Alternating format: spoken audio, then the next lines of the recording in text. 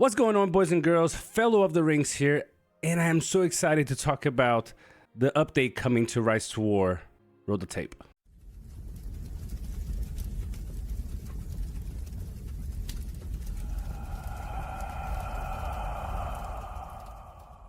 Just before we get to the content of today's video, don't forget to hit that like and subscribe button. It's the best way that you can support my channel. And if you're spending in the game, please consider using my top-up link. It's a way that both of us win, you save money, and the game commissions me a small part of what you spend. So we both win. Now to today's topic. Not a week ago in a live stream that I did, I talked about one of my biggest issues with the new battle mechanic system. Is that when you're out on the field, you cannot switch your troops, you cannot switch your commanders around. You always have to recall your armies back to your base to then make any kind of changes to your army. Well, it seems that it won't be like that anymore. In a future update, there are two new elements going to be introduced to the new battle mechanic system in the game. By the way, you can find this information in the official Discord of the game. The first element being implemented is called soldier transportation. The new soldier transportation feature will be implemented to better support continuous frontline operations. You can dispatch an army to transport a certain number of soldiers on standby from the settlement's barracks to a fort. The higher the level of a fort, the more soldiers can be selected for transportation.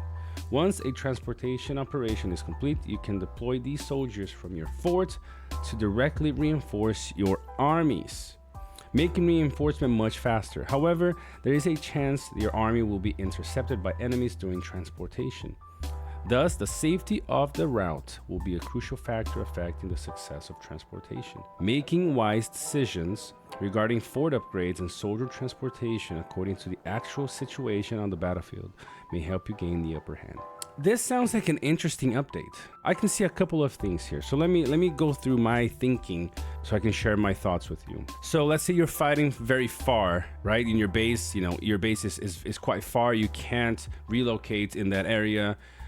That sounds very interesting, because let's say you imagine you're fighting 2-3 territories away. You can't relocate, and so that your reinforcement times an hour and a half, quite a long time. But with this new feature, you can leave standby troops on your fort and then just reinforce from there. That's gonna shorten your reinforcement time by a lot. I like that feature. The other thing you have to consider now, there is double chances of your armies being taken out, right? When your reinforcement from your fort to your army on the field, but also the army that you're sending to your fort as a standby can also now be sniped. And a question, think about this.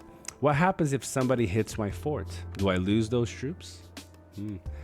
So, it's more variables to add to the battlefield. Think about this. We talked about how free-to-play were suffering with the new mechanics, but now it seems that there are some elements coming back to the game, or new things coming to the game, that might bring back, different roles for different player types. This sounds interesting. What do you guys think? Leave a comment in the comment section here. But that's not the only one. There's a second one called tactical forts. The tactical fort is a new type of personal structure which can be developed from your existing forts. Tactical forts are more powerful than regular forts and incorporate some of the settlement's combat functions. Now that sounds interesting. Serving as an important bridge between your settlement and frontline forts. You can see the image here. Looks a little bit different. Looks bigger than our, like the area. Looks interesting. A tactical fort can hold more armies and receive more soldiers via transportation. Moreover, you can even adjust the configuration of your armies within tactical fort. That is to say, you can use the soldiers stationed in the tactical fort to adjust the unit type composition of an army. And can also switch commanders among the different armies in a tactical fort. This will afford tacticians greater flexibility in dealing with the ever-changing challenges of war. Now this I like. This is looking good. This powerful increase in functionality comes at a higher construction cost. In addition, you can only possess one tactical fort at a time.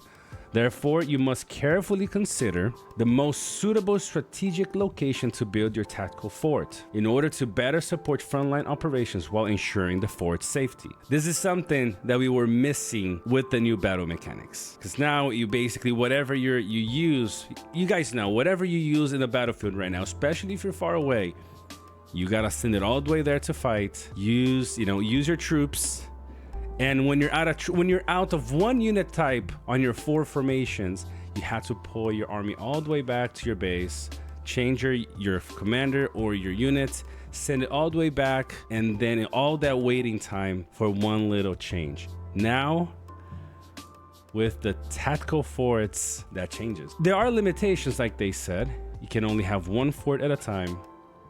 And you can only change between, the units and commanders that are inside the fort. I believe that these 2 implementations are going to improve a lot the current gameplay. Me thinking as a player, these 2 new features coming to the game are 2 huge wins for us. But what do you guys think? How do you feel about the new soldier transportation and tactical fort features coming to Rise to War? Leave your comment in the comment section. I want to know what you guys think. That's gonna do it for me today, guys. Don't forget, again, hit that like button, hit that subscribe button for more Rise to War videos. Fellow out. See you in the next one.